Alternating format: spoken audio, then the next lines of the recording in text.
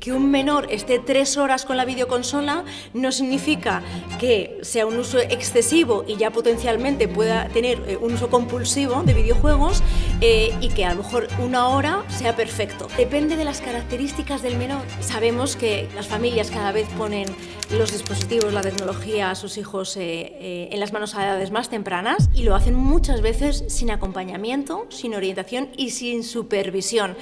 Cuando tú les explicas a los menores desde edades tempranas el porqué de las cosas, ellos entienden el razonamiento. Que estas herramientas lo que están haciendo no es una broma, porque esto es el gran error. Es decir, una inteligencia artificial no puede venir a sustituir el conocimiento y el trabajo previo de aprendizaje que tiene que hacer un alumno durante todo un semestre. Es delito cualquier acto que puedan estar haciendo y que luego, por supuesto, los responsables subsidiarios de cualquier acción somos los padres.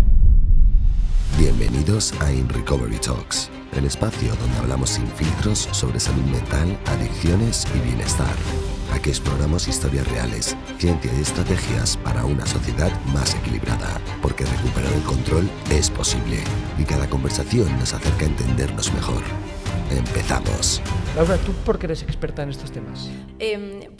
Soy profesora de la Universidad Camilo José Cela de Madrid, donde imparto asignaturas de tecnología y nuevos medios, y luego durante los últimos años me he dedicado a la formación en el buen uso de la tecnología y en la divulgación sobre el bienestar digital, tanto a familias, docentes, como sobre todo los menores, para un poco este buen uso de la tecnología, este uso consciente, crítico y responsable de la tecnología, que yo creo que es fundamental. ¿Y sales en la tele? Sí, últimamente sí. Estoy colaborando en la aventura del saber, en la 2, que tengo una sección de educación y tecnología. Yo creo que es importantísimo divulgar hoy en día sobre lo que es la tecnología y la educación, porque vivimos en una sociedad digital y conectada, y yo creo que es importantísimo dar pautas, herramientas, recursos, tanto a las familias como a los docentes, para que realmente puedan hacer esa alfabetización digital de las nuevas generaciones. Y hablando de divulgar, además has preparado por lo menos 2 libros sobre educación digital y cómo llevar las pantallas a nuestra casa. Sí, escribí Crecer con pantallas en el 23 y Conectados en el 2024, que son un poco, unos manuales, unas guías que pueden servir, como te digo, tanto a las familias, padres y madres, como a los docentes y en general, a cualquier adulto de referencia que quiera acompañar un poco a los menores en este buen uso de la tecnología.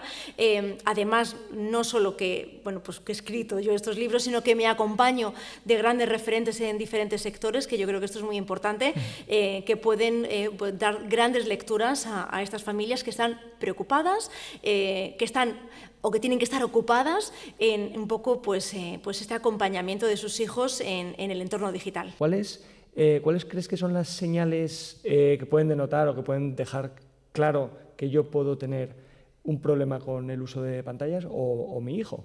Sobre todo lo que más nos preocupa, por supuesto, es el uso o el mal uso o los riesgos cuando estamos hablando, te decía, de los menores, ¿no? De niños, niñas y adolescentes. Y aquí lo que tenemos que lanzar este mensaje a las familias, padres y madres, es que tienen que empezar a detectar estos pequeños indicadores, como antes hablábamos, cuando hablábamos en tu caso, pero principalmente en los niños y niñas que no tienen ni la madurez, ni el autocontrol, ni la responsabilidad para ellos hacer ese uso que queremos, ¿no? Ese uso consciente, crítico y responsable de la tecnología. Entonces, cuando vemos, lo que decíamos, que la tecnología les empieza a aislar, que dejan de querer salir con sus amigos y amigas a la calle, que dejan de hacer deporte, de sus hobbies favoritos que siempre han hecho, que empieza a bajar el rendimiento académico, que ya no quieran hacer planes familiares con nosotros los fines de semana o incluso entre semana, que por supuesto empezamos a notar también cambios emocionales en el estado también emocional del menor, irritabilidad, cambios drásticos de humor, todos estos, ¿no? Todas estas señales nos pueden hacer pensar que algo está pasando, ¿no? con ese uso de la tecnología que están haciendo, que puede ser del móvil, que puede ser de los videojuegos, que puede ser de cualquier plataforma que tienen. Me fijo, Laura, en que en ningún momento has dicho número de horas horas de uso? Es más la relación, Efectivamente, ¿no? eso es muy buena pregunta, Manu, porque no siempre está relacionado el número de horas con los potenciales riesgos o daños. Efectivamente, muchas veces puede haber una correlación, es decir, a muchas más horas de pantalla, efectivamente pueden aumentar los riesgos en los menores, esto es obvio, pero no siempre nos encontramos lo mismo. Por eso, muchas veces cuando hablo con padres y madres, les digo que un menor esté 3 horas con la videoconsola no significa que sea un uso excesivo y ya potencialmente pueda tener un uso compulsivo de videojuegos y que a lo mejor 1 hora sea perfecto. Depende de las características del menor, por eso es tan importante que conozcamos a nuestros hijos e hijas. Es decir, muchas veces si los menores presentan una patología previa o incluso las mismas características del propio menor, es decir, niños que son más ansiosos, que son más irascibles, que tienen mucho menos autocontrol, a lo mejor el estar jugando a un tipo de videojuego 1 hora y media les genera mucho más problemática que a lo mejor otro menor que es relajado, tranquilo, que cuando le decimos tienes que dejar ya el videojuego, lo acepta totalmente y no hay ningún problema porque consuma más tiempo de videojuego. Entonces, por eso es tan importante que padres y madres conozcamos cómo son nuestros hijos, conozcamos cuál es la tecnología y cómo es la tecnología que están utilizando para poder establecer esos límites y esas normas. Y a los que nos cuesta tanto desconectar de la pantalla, ¿qué es lo que está pasando dentro de nuestra cabeza para que nos cueste tanto desconectar de la pantalla?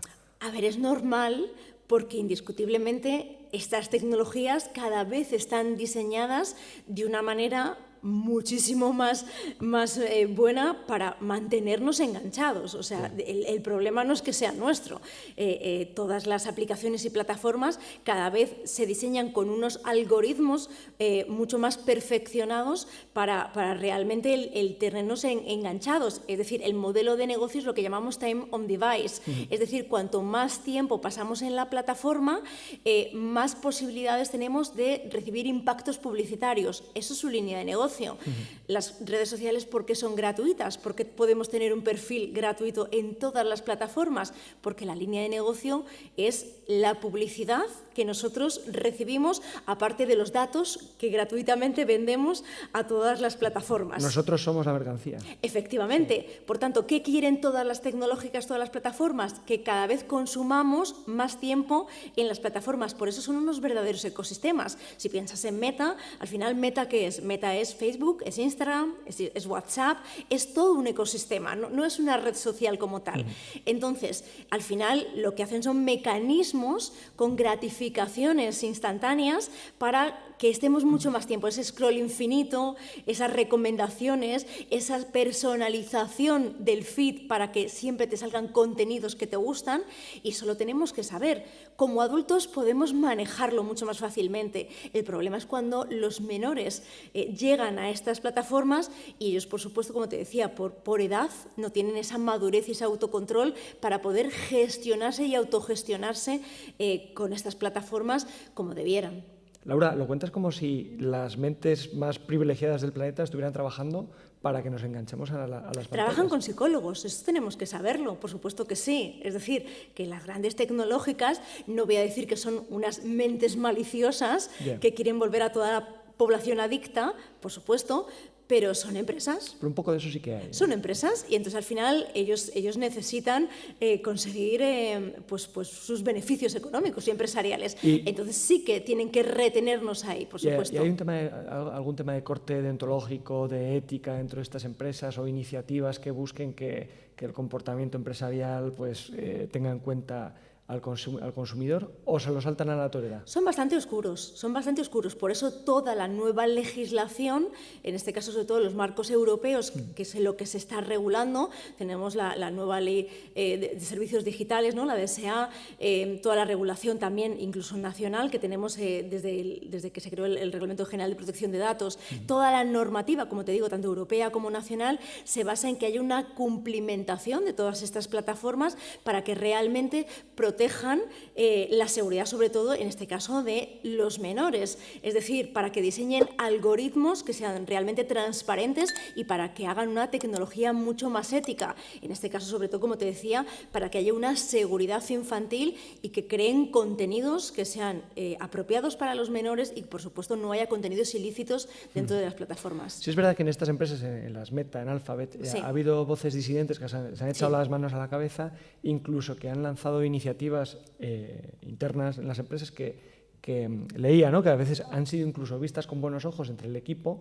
pero que al final, según se van expandiendo o van creciendo, al final esos equipos reportan al final a los accionistas. Y claro, van contra la propia naturaleza de la empresa, ¿no?, porque capan, lo que llevabas tú, la demanda de tiempo en dispositivo.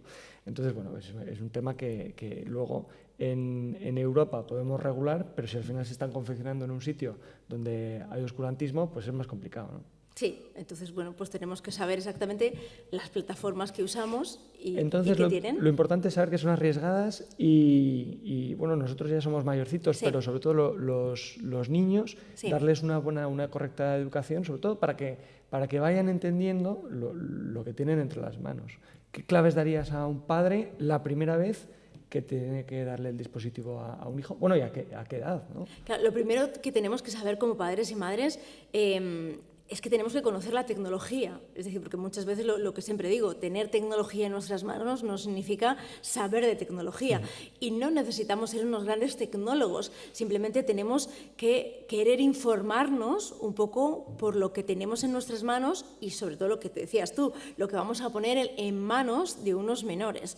Por tanto, tenemos que saber y decidir el cómo, cuándo y para qué. Es decir, qué tecnología vamos a dar a nuestros hijos, cuándo es la edad oportuna para dársela y por qué. Es decir, el por qué le vamos a dar cada uno de los dispositivos. Entonces, primero tendremos que informarnos qué es cada tecnología, cómo voy a configurar cada uno de los dispositivos, la seguridad, la privacidad, antes de dárselos y realmente qué tipo de contenidos va a haber en esos dispositivos y, por supuesto, a cuáles van a poder acceder y a cuáles no.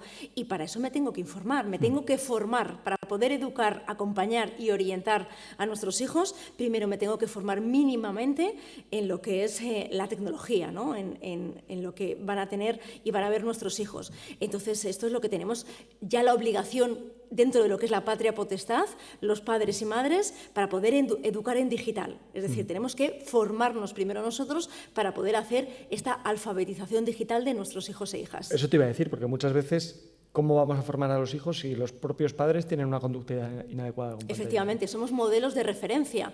Entonces, tenemos que ser modelos de referencia con tecnología y sin tecnología. Claro. Entonces, efectivamente, nos tienen que ver sin tecnología cómo sabemos desconectar, cómo podemos tener tiempo sin pantallas, pero también con el uso de la tecnología. Es decir, muchas veces cuando nos metemos en redes sociales, en X, ¿no?, en cualquiera de ellas o en TikTok, vemos cómo nos comportamos los adultos, cómo no sabemos dialogar, cómo a veces nos insultamos, cómo incluso publicamos desinformación y bulos. ¿Cómo podemos ser modelos de referente para las nuevas generaciones si los adultos mismos no nos sabemos comportar? Por tanto, tenemos que ser modelos de referencia para estas nuevas generaciones realmente en ese uso responsable, ¿no?, y seguro de la tecnología.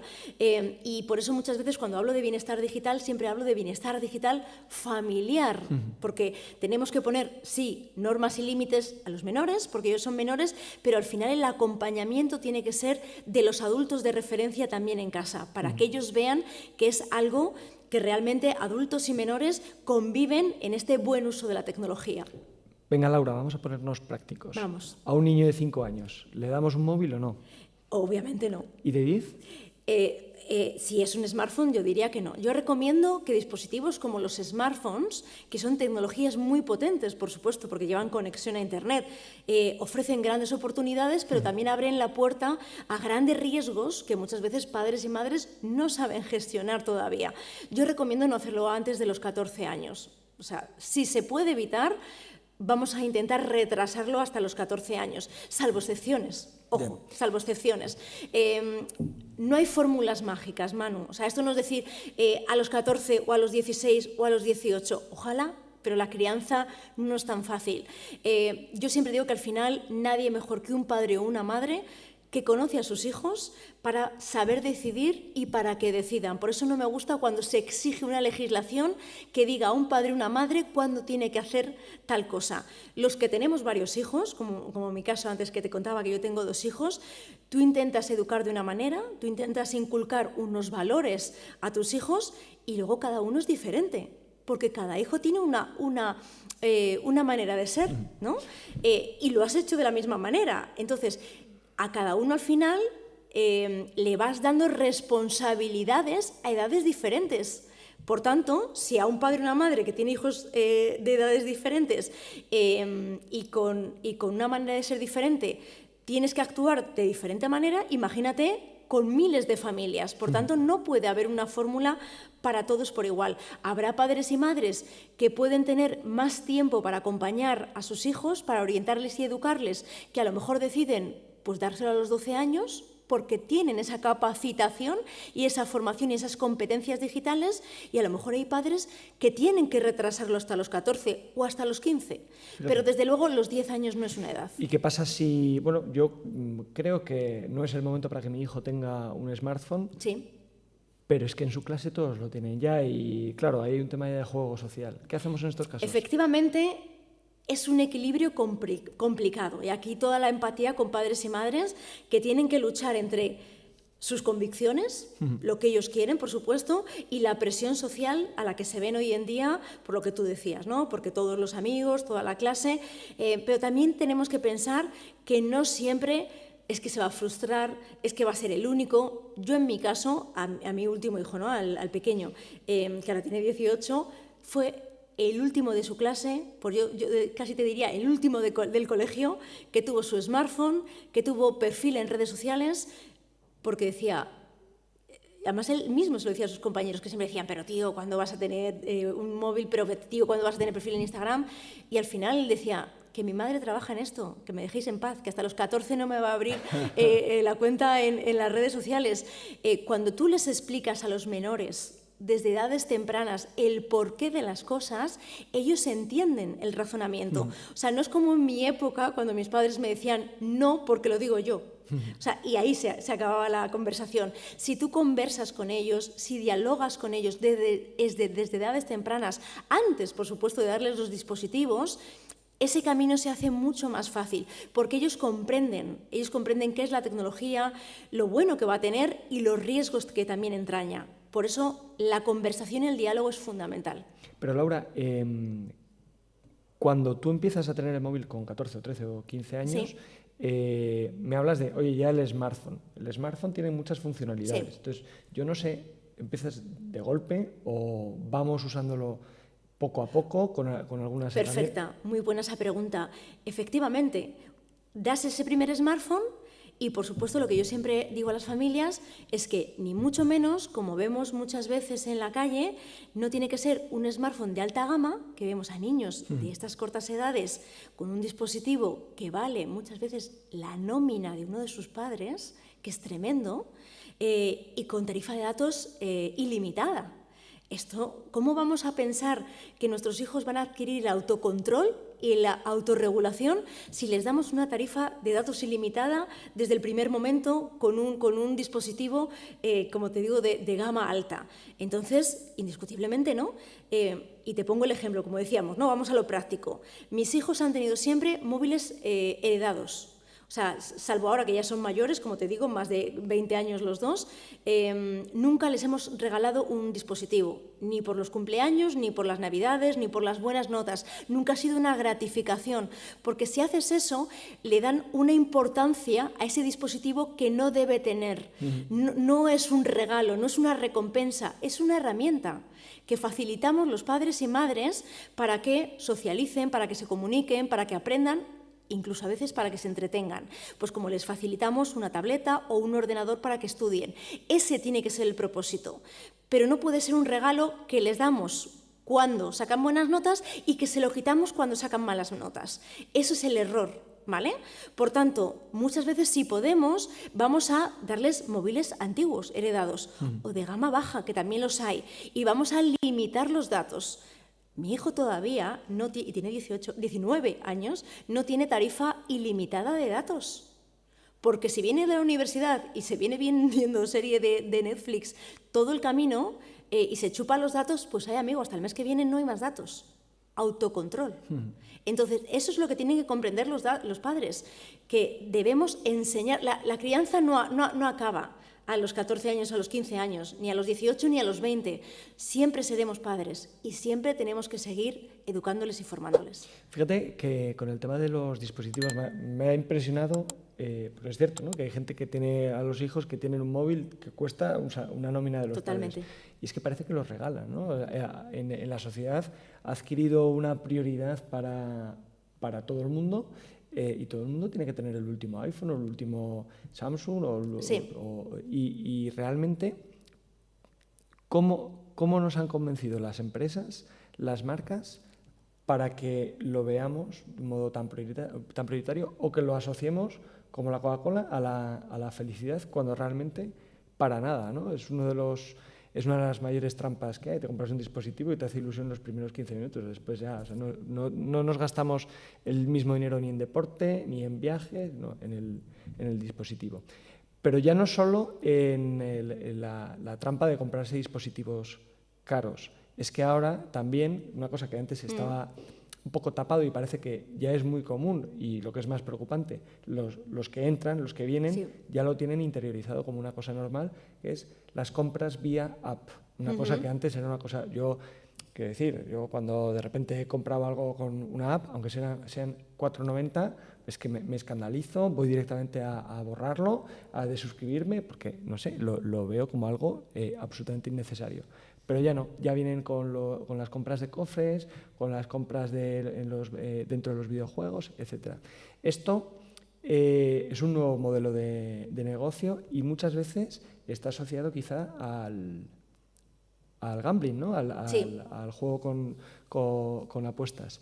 Y quería entrar aquí un poco, porque ya no solo es el problema del uso de pantallas o la pseudoadicción, ¿no? o el uso incorrecto, sino que realmente es la puerta de entrada a otras muchas cosas. Y lo que antes era juego con apuestas ha entrado por el subterfugio de los videojuegos. Sí, y esto además nos preocupa muchísimo y, sin embargo, irónicamente, no se da toda la difusión mediática que debiera. Es decir, estamos muy centrados en prohibir el móvil a los menores hasta los 16, como decíamos antes, hasta los 18 o hasta los 25, piden algunos, el prohibirles el acceso a las redes sociales, cuando los riesgos pueden venir por múltiples canales, lo decíamos antes, ¿no? La tableta, la consola, la Smart TV, es decir, el problema no es el móvil, no es eso solamente ese dispositivo. Entonces vamos a ser conscientes de dónde están los verdaderos problemas, porque muchas veces cuando, por ejemplo, José César Perales, ¿no?, catedrático y especialista en uno de los mejores de España y diría del mundo en adicciones comportamentales, cuando nos habla realmente la problemática que tenemos hoy en día, por ejemplo, con el tema, ¿no?, del juego de azar y las apuestas en menores, en adolescentes y jóvenes, es precisamente el cómo se está introduciendo todas las mecánicas del juego de azar, en este caso en lo que decías, en los videojuegos, y es algo que las familias desconocen. O sea, como muchas veces videojuegos que aparentemente tienen edades recomendadas para menores, tienen un PEGI, a lo mejor un PEGI 12, imagínate, ¿no? O un PEGI 16 o incluso menos. Roblox, ni qué decir, de Roblox, pues presentan loot boxes, cajas botín o cofres botín, que realmente es lo que más engancha y tiene esa mecanización y ese recuerdo de lo que son las propias tragaperras. Y ahí es ese peligro y ese riesgo de que los niños, aparte de que pierden absolutamente el control y el conocimiento, ¿no?, de que están gastando dinero real, porque no tienen esa percepción del gasto, como tú bien decías, porque al final están pagando mediante dinero digital, mediante pavos o cualquiera del dinero digital en cada uno de los videojuegos. Al final están incitando para que luego a lo mejor puedan ser futuros jugadores de sitios, ¿no?, de apuestas de casinos online, de apuestas online. Y esto realmente es muy preocupante y no se está haciendo, como te digo, la difusión y la información y la formación que se debiera a padres y madres. Bueno, es que otro día leí además que había gente que se estaba enganchando, no me acuerdo ahora cómo se llamaba, pero hay una plataforma donde ya puedes apostar a cuándo Ucrania va a contratar. Sí, lo vi.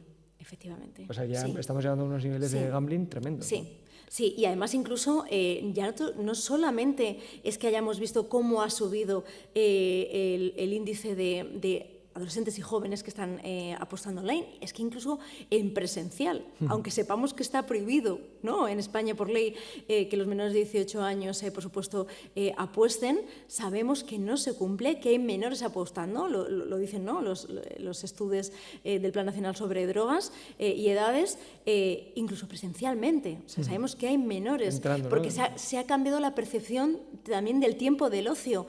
En tu época, más que nada en la mía, que soy bastante más mayor, pero teníamos el concepto de pues ir a una discoteca los fines de semana, ir a un pub a tomar algo, pero ahora el concepto es ir a una sala de apuestas o a un salón de juego, y mientras los chicos están apostando, ¿por qué? Porque les ofrecen los partidos en abierto, les ofrecen las copas o más baratas o gratuitas, hay wifi, por supuesto, gratis, las chicas están jugando a la ruleta. Pero Entonces, es que esto me parece inaceptable. O sea, eso es lo que hacen los fines de semana, los viernes y los sábados. Es el nuevo ocio juvenil. No me lo puedo creer. Sí. ¿Pero esto qué incidencia tiene? Está aumentando muchísimo esta nueva forma de ocio. A mí la primera vez que mi hija, con 21 años, me dijo que el plan del fin de semana del sábado es que se iban a ir a jugar al bingo, le dije, ¿perdona? Digo, ¿que os vais a dónde? ¿Con cuántos años? 21. Que se iban al bingo. Y yo, ¿que os vais a dónde? O sea, yo me hubiera esperado que se iban a una discoteca toda la noche. Pero cuando me dijo el bingo, dije, ¿qué dónde? Y es como lo más normal ahora, que los jóvenes se vayan al bingo, sí, o al casino. Y todas estas mecánicas que vienen de la psicología para alterar la conducta, claro, ahora con el uso ya indiscriminado de la IA, sí. Que es que la IA está creando ya anuncios personalizados, ¿no? Y yo me preguntaba esta mañana, y además, de verdad, que me ha saltado un anuncio hecho con IA y ojo, es que está a punto de comprarlo. ¿Llegará el día en el que sea tan acurado o tan a medida el anuncio que es que directamente me hackee el cerebro y no tenga más opción que obedecer? Me lo preguntaba. ¿Tú crees que llegaremos a esos términos? No, o sea, no creo porque Catastrofista entiendo que va a haber mucha regulación al respecto para evitarlo. Al menos aquí en Europa, pues está estableciendo mucha regulación y normativa para evitar esto, ¿no? Para evitar todo este tipo de creaciones, ¿no? con inteligencia artificial que tenga este uso tan sumamente grave. Incluso ya estamos viendo los deepfakes, como al final se están intentando ya regular, aparte de que se tipifiquen como delito.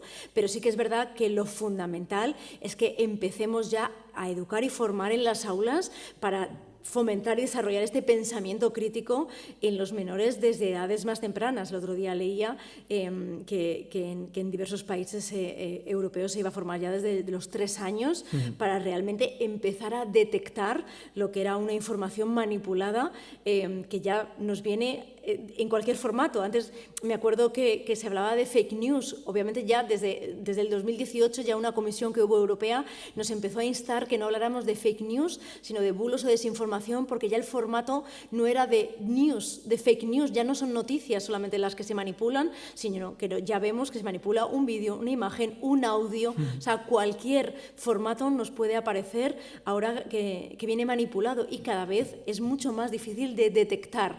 Por tanto, la formación, ese ya no es pensamiento crítico, yo diría que ya tiene que ser una actitud crítica la que tenemos que tener ante cualquier, ¿no?, contenido que nos va a aparecer. Tiene que ser total. Si no somos críticos, al final de tanta bulo o desinformación, vamos a acabar viviendo mundos paralelos, mundos que no existen, ¿no? O creyéndonos cosas que no son verdad. Pero claro, eso es muy peligroso, porque luego esa gente, me incluyo todos, sí, vamos a votar, vamos con dinero de verdad a comprar cosas de verdad, entonces no vale. O sea, que realmente es responsabilidad de cada uno hacer ese ejercicio, que muchas veces nos movemos en la línea entre el victimismo de, claro, es que nos están manipulando, y la línea pues yo soy responsable de averiguar la fuente y averiguar si esta noticia es de verdad. Es parecido a la discusión de la gente, y vamos ahora a hablar un poco de comunicación, si te parece bien, ese discurso de tanta gente que se queja no, es que los medios de comunicación están vendidos, y yo siempre les pregunto, ¿y tú cuál compras? Porque si nadie lo compra, alguien lo comprará. Es decir, nosotros, si queremos información de verdad, pues tendremos que pagar a los periodistas. Si queremos información de verdad, tendremos que hacer el ejercicio o entender la verdad como un valor universal y luchar por él también, ¿no? Que, oye, pues yo quiero ver si esto es bueno o no, si esta información me han engañado o no. Entonces parece que al final nos vamos a un tema de valores, ¿no? Y de entender la comunicación y también de querernos nosotros a nosotros mismos un poco y no dejarnos engañar. Los valores es fundamentales, por eso yo creo que da igual que estemos en un entorno totalmente digital, en una sociedad digitalizada, tecnológica, al final los valores es lo que tenemos que inculcar a nuestros hijos, hijas, a nuestro alumnado, es lo más importante. Lo que decías tú de los medios de comunicación, la comunicación en general, todos nosotros al final pecamos de sesgo de confirmación. Yo lo he trabajado muchísimo con mis hijos y lo trabajo constantemente con mis alumnos en las clases. Al final lo que no podemos es ser tan complacientes de leer siempre las fuentes que nos dicen lo que queremos escuchar. Es decir, al final eso es lo más cómodo. Yo leo a esta fuente, a este medio, escucho a esta emisora de radio, oigo este podcast, porque al final eso es lo más fácil, es lo más cómodo. Pero al final, si yo quiero ser crítico de verdad, ¿no? Y quiero al final intentar tener un contexto global de lo que está pasando, tengo que leer de diferentes fuentes, tengo que informarme de con quien soy más afín y de con quien soy nada afín, es decir, de todos los extremos, porque solo así tendré la foto entera. Y cuando tienes la foto entera, de los que te gustan más y de los que te gustan menos, al final encontrarás el punto medio y podrás tener pues una visión más o menos realista de lo que está ocurriendo. Y esto al final es lo más coherente y es lo que tenemos que enseñar a nuestros hijos, como te decía, a nuestro alumnado, a las nuevas generaciones. Ese sentido común, este sentido crítico que no puede llevarles nunca a los extremos. Siempre nos echamos las manos a la cabeza, ¿no? Las nuevas generaciones de ahora que no leen, son las más analfabetas, solo se informan a través de las redes sociales y con todo este discurso lo que queremos es negarles el acceso a Internet. O sea, queremos, pues como te decía, ¿no? Que no tengan redes sociales hasta los 16 o hasta los 18, que no tengan dispositivos móviles. Lo más grave todavía, queremos quitar la tecnología de las aulas, o sea, no formarles en tecnología hasta una edad muy grande. Esto es un error. Es decir, al final vivimos en una sociedad que ya es tecnológica, todo su día a día es tecnológico, nuestro día a día es tecnológico. Una cosa es que, por supuesto, pongamos límites a ciertas aplicaciones, a ciertas plataformas que no sean las apropiadas para ciertas edades, pero tenemos que ir educándoles y formándoles en este entorno que ya es digital, para que ellos empiecen a ser críticos ya con todas estas tecnologías y con todas estas plataformas con las que van a convivir a nivel social, a nivel profesional, a nivel personal, a nivel educativo, en todos los entornos. Solo así les vamos a dar las herramientas, tanto emocionales como técnicas, para saber desenvolverse como ciudadanos y ciudadanas digitales que van a ser. Hablabas antes también de los deepfakes. Sí. Y bueno, aquí hay otro melón evidente, que es cuando el deepfake es sobre mi propia identidad. Sí. Y ya no solo en casos de ciberseguridad, que eso llega pues cuando eres más mayor con tema de bancarios y tal, sino cuando eres menor. Mira, es que hoy habría una noticia y entonces veías a Elon Musk. Sí. Es que viene al caso para la pregunta, Laura. Sí. Veías a Elon Musk en bikini. Sí. Y ponía los menores y la desnudificación, o algo así, sí, a golpe de clic. Es decir, ya existen herramientas en las cuales yo puedo crear modelos falsos sobre un modelo real y después hacer lo que me dé la gana con ello. Aquí hay varios temas. El primero es el tema de compartir fotos de menores por parte de los padres, pero luego también está el tema de entender mi identidad y hacer respetar mi identidad. Pues mira, aquí además, porque además está latente estos días, ¿no? Con todo el tema del uso de Grok, en el que muy fácilmente puedes desnudar, ¿no? a las personas. Ahora, encima, bueno, pues Elon Musk lo ha hecho de pago para que realmente, bueno, pues encima están monetizando esta forma de utilizar la IA para hacerlo. Aquí, además, siempre me remito, pues bueno, para mí, a uno de los referentes, en este caso en Derecho Digital, que es Borja Atsuara, que habla muy bien de estas cosas, y al final lo que tenemos que pensar es que lo que es ilegal desde la base es modificar, manipular cualquier imagen de terceros sin su consentimiento. O sea, ya sea para desnudarla o ya sea para cualquier tipo de modificación. Esto ya está tipificado, o sea, es ilegal. O sea, realmente coger cualquier imagen de cualquier persona, de cualquier tercero, y hacer cualquier tipo de modificación, manipulación o publicación sin el consentimiento de una persona. O sea, ya nos basamos en esta premisa. Pero esto siempre ha sido ilegal. Ilegal, por supuesto. Claro. Sí, o sea, esto ya está en nuestra legislación. Pero luego ya, aparte, tenemos los casos, los últimos que vimos, o sea, esto surgió ya, si os acordáis, en Almendralejo, que ya tenemos sentencia de los menores, y luego se ha ido sucediendo en otros más casos que no utilizaron Grok, pero utilizaron otras IAs también para desnudar a sus compañeras, en este caso menores de edad, y en este caso entraron otros delitos asociados como, bueno, pues compartían pornografía, ¿no? En este caso, aparte de los derechos al honor, a la intimidad, pues en este caso por compartir materiales de pornografía. Entonces, esto ya, por supuesto, lo que tenemos que, como adultos de referencia, como decíamos, como padres y como madres, es saber que aunque los menores, en este caso, pueden ser inimputables cuando hacen cualquier uso de estas nuevas herramientas, la responsabilidad que tienen. Es decir, que padres y madres tenemos que saber, uno, que estas herramientas lo que están haciendo no es una broma, es decir, que ya puede ser delito cualquier acto, no es un juego, no es una broma, es delito cualquier acto que puedan estar haciendo, y que luego, por supuesto, en el mayor de los casos, cuando nuestros hijos, como te digo, no tienen la edad todavía suficiente, los responsables subsidiarios de cualquier acción somos los padres. Por supuesto. Es que con lo que estás contando, más claro el agua. Es como que todos los niños van a tener una metralleta. Es responsabilidad de los padres de decirles que no hay que usarla, ¿no? Porque va a estar a disposición, hay que aceptarlo. Lo decías, la tecnología, pues no hay que prohibir, hay que enseñar, hay que educar en valores, que está bien y que no está mal.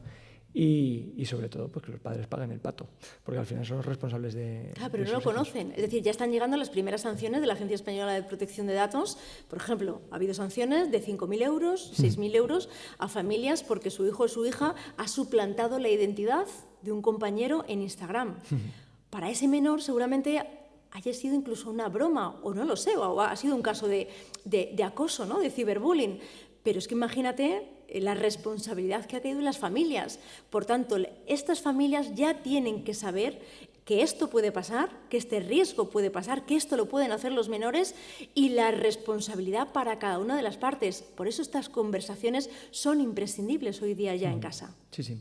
Además es que son cosas que no son un juego porque causan mucho dolor en otra familia, y que es una falta de respeto a la identidad de otra persona, por supuesto, las dos cosas. Sí. ¿Cuál es la incidencia de todo esto? ¿Qué está pasando? Porque es nuevo. Sí. Pero ya va habiendo muchos casos, efectivamente. Pero, o sea, ya va habiendo sentencias, pero en los colegios, en todos los colegios ya empieza, existe este riesgo, los profesores están educados para hacer vigilancia o para impartir talleres. ¿Qué está pasando? ¿Qué se mueve aquí? Pues se trata de dar mucha formación. Efectivamente, ya cada vez hay más formación sobre los casos de acoso, de ciberacoso. Se da formación sobre, por supuesto, competencias digitales al alumnado, pero hacen falta más recursos. Hacen falta más recursos para los docentes y hacen falta mucho más recursos para las familias para hacer este acompañamiento. No es suficiente. Sabemos que las familias cada vez ponen los dispositivos, la tecnología a sus hijos en las manos a edades más tempranas, y lo hacen muchas veces sin acompañamiento, sin orientación y sin supervisión. Es decir, muchas veces preguntamos a padres y madres si usan controles parentales, si usan algún tipo de supervisión, y muchas veces no lo hacen. No lo hacen. por desconocimiento, por conciliación, por tiempo, a veces incluso en contextos más vulnerables no tienen la capacitación, entonces necesitamos mucho más recursos por parte de las administraciones, de las instituciones, no solamente, como te digo, en normativa, regulación para prohibir, para proteger, que sí, por supuesto, para sancionar a las plataformas cuando incumplen, pero también para ayudar tanto a los centros escolares, docentes, como a las familias, para que se puedan formar y capacitar para acompañar a sus hijos en el uso de la tecnología. Laura, ¿quién lo está haciendo mejor? ¿Hay alguna sociedad, algún país que esté tomando la iniciativa en educación digital? Pues mira, siempre solemos irnos, ¿no?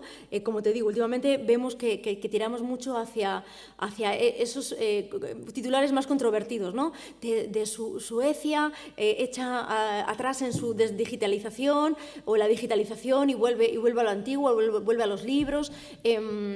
Pero realmente, pues mira, yo te diría que nos fijemos, o sea, a veces no te voy a decir a lo mejor en modelos asiáticos, porque la cultura occidental nada tiene que ver con los modelos asiáticos, entonces no te voy a decir que nos fijemos en Singapur, o nos fijemos en Japón, o nos fijemos en Corea, pero vamos a fijarnos en Estonia, que es el mejor país con los resultados en PISA, y realmente el modelo de digitalización que está haciendo, tanto a nivel sociedad entera, a nivel educativo, a nivel familias, pues es espectacular y realmente estamos viendo los resultados, como te digo, en toda la sociedad. Vamos a fijarnos en cómo lo están haciendo. O sea, ellos están muy digitalizados y obteniendo muy buenos los resultados son magníficos. ¿Y los asiáticos qué están haciendo? ¿Que no has querido entrar?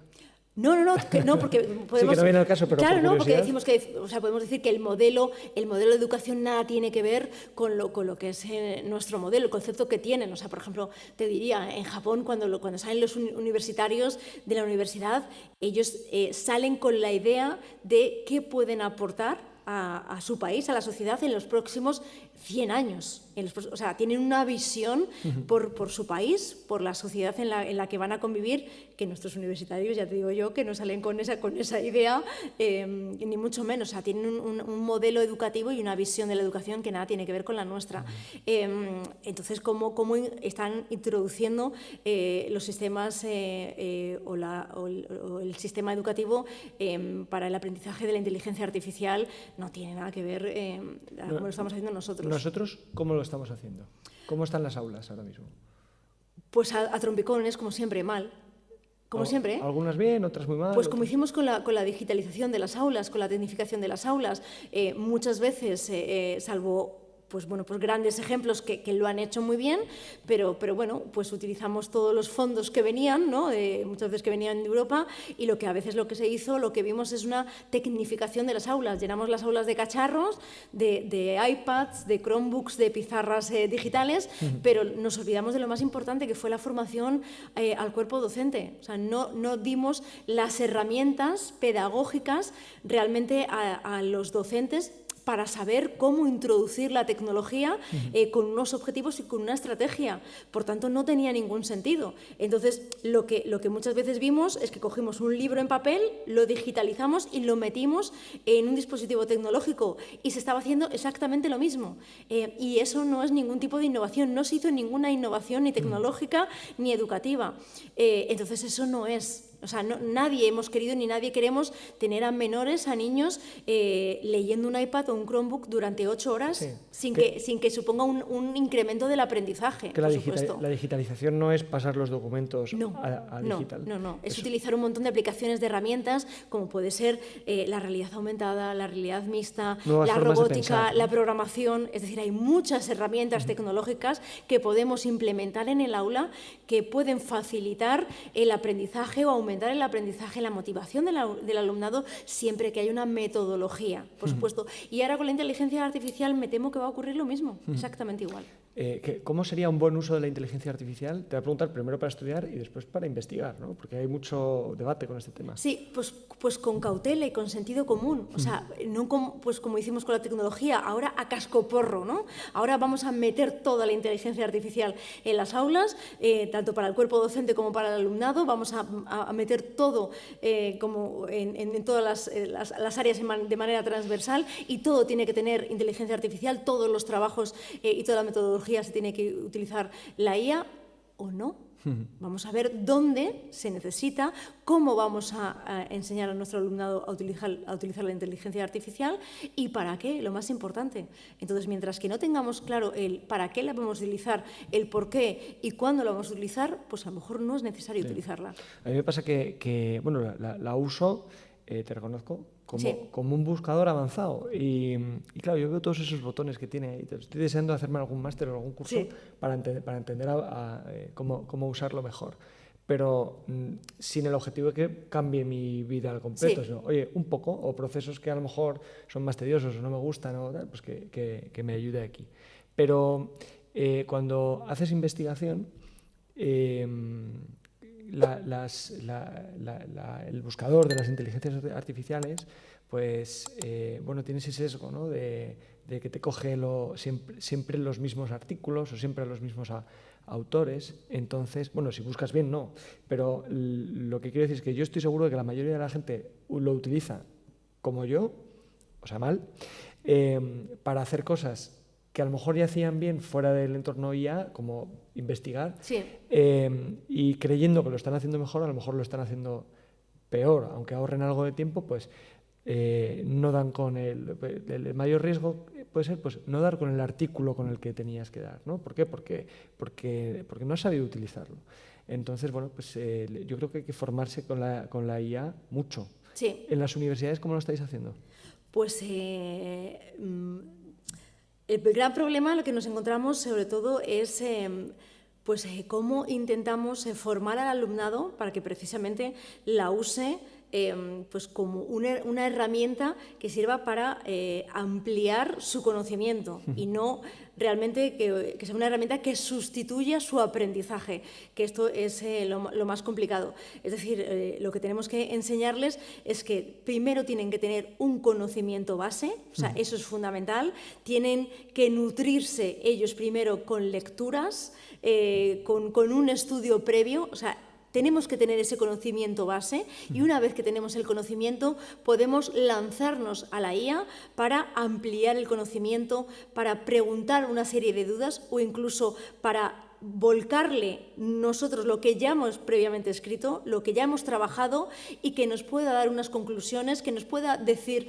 realmente cómo ve ese trabajo, si ve algunas ciertas disonancias, pero previamente con lo que ya hemos trabajado. Lo que está claro es que lo que no podemos ir es una inteligencia artificial sin ningún conocimiento y que realmente nos vuelque o nos vomite un trabajo entero como muchas veces estamos viendo, porque esto es el gran error. Es decir, o sea, una inteligencia artificial no puede venir a sustituir el conocimiento y el trabajo previo de aprendizaje que tiene que hacer un alumno durante todo un semestre. Esto es lo que no podemos consentir.